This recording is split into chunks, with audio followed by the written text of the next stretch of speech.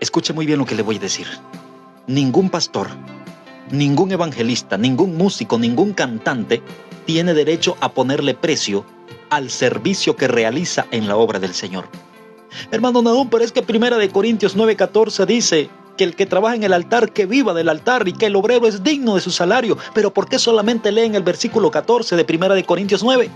¿Por qué no siguen leyendo lo que dice más adelante? ¿Saben por qué? Porque eso es lo que a ellos les conviene. Pero mire lo que dice el apóstol Pablo, versículo 14. Así también ordenó el Señor a los que anuncian el evangelio, que vivan del evangelio. Pero mire lo que dice el 15, el apóstol Pablo escribiendo: pero yo de nada de esto me he aprovechado, ni tampoco les escribo esto para que se haga así conmigo, porque prefiero morir antes que nadie desvanezca. Esta es mi gloria, dice Pablo.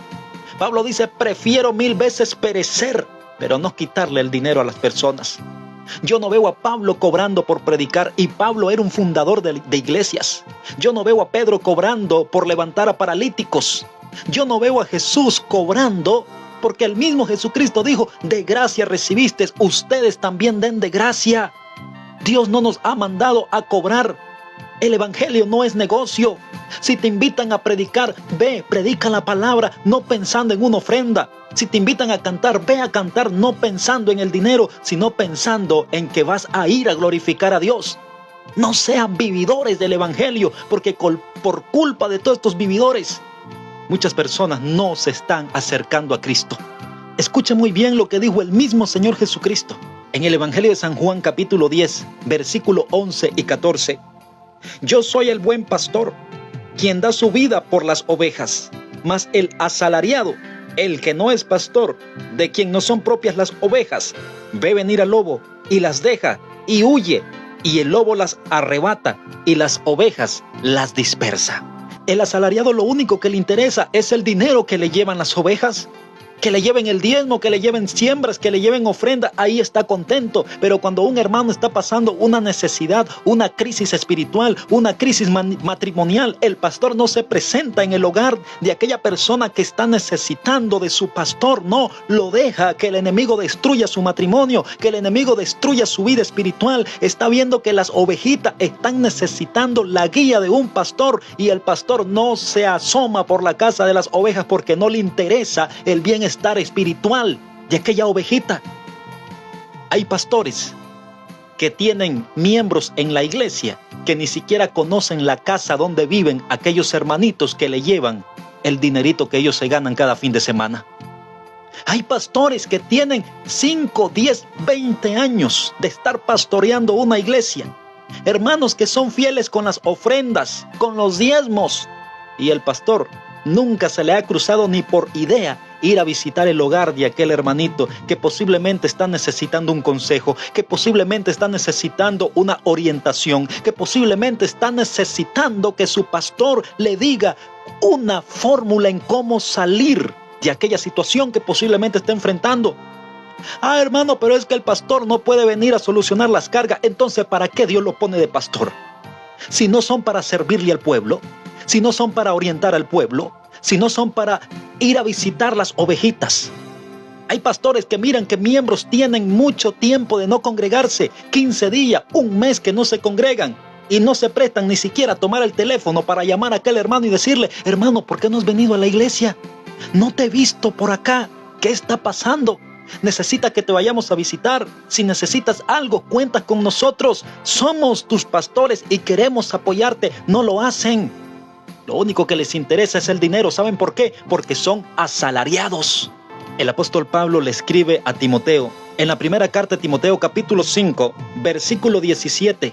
¿A cuáles son los pastores que se pueden bendecir con una ofrenda? Porque sí, hay pastores que sí se pueden bendecir, que se merecen una bendición de parte de las ovejas a quien él pastorea. Claro que sí. ¿Cómo se caracteriza este pastor? Vamos a leerlo en la Biblia. 1 Timoteo capítulo 5, versículo 17 y 18. Escucha lo que dice. Los ancianos que gobiernan bien sean tenidos por dignos de doble honor, mayormente los que trabajan en predicar y enseñar. Pues la escritura dice: no pondrás bozal al buey que trilla, y digno es el obrero de su salario. Una cosa es el asalariado y otra cosa es el que es digno de su salario. ¿Cuál es el pastor digno de su salario? El versículo 17 lo dice: aquellos que gobiernan bien la obra que Dios les ha entregado. Aquel pastor que se preocupa por la espiritualidad de los hermanos a quien él pastorea, que diezmen o no diezmen, él siempre les está visitando, él siempre les está llamando, él siempre está al pendiente, al cuidado espiritual de estas ovejas. Ese es el pastor digno de su salario, aquel que no le interesan las ofrendas, que no le interesa el dinero, sino que le interesa el bienestar de las almas al que él pastorea. Por eso el apóstol Pablo dice en el versículo 17: los ancianos que gobiernan bien sean tenidos por dignos de doble honor. Aquellos pastores que ofrendes o no ofrendes, que diezmes o no diezmes, que siembres o no siembres, te miran con el mismo amor que miran aquel que sí lo hace, que sí tiene los métodos para poder ofrendar o diezmar. Esos son los pastores dignos de sus salarios, que tenemos que tenerlos en un cuidado de mayor honor, como dice el apóstol Pablo, porque son personas que están por amor a las almas y no por amor al dinero. Hay iglesias que donde si tú no ofrendas, donde si tú no diezmas, no te dan privilegio. ¿De dónde han sacado esas doctrinas estos hijos de Satanás? El evangelio no es un negocio. El evangelio no es para enriquecer a los evangelistas, no es para enriquecer al pastor. El evangelio es para que las almas puedan ver reflejado en sus líderes el amor de nuestro Señor Jesucristo. Por eso Jesús, cuando llegó al templo y miró que estaban haciendo negocio, que habían convertido en un mercado el templo, Jesús se enojó, sacó azotes limpio a aquellas personas que estaban negociando en el templo y dijo: mi casa será llamada casa de adoración y ustedes la han convertido en cueva de ladrones.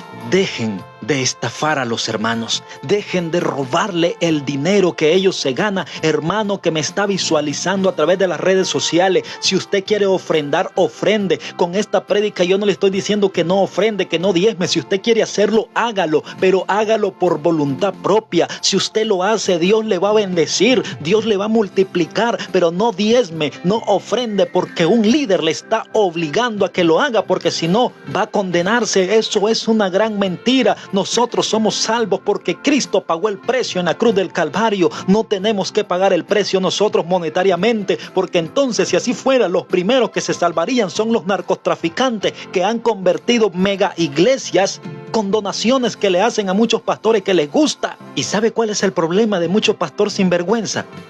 Que toman versículos a su favor. ¿Se acuerdan cuando Jesús se perdió en el templo cuando tenía una edad aproximadamente de 12 años? Y José y María lo andaban buscando y lo encontraron reunido con los ancianos del templo. En Lucas capítulo 2, versículo 49. Y los padres de Jesús le preguntaron: ¿por qué nos haces esto? Te hemos andado buscando. Y Jesús respondió: ¿por qué me buscan? ¿No saben que en los negocios de mi padre debo estar?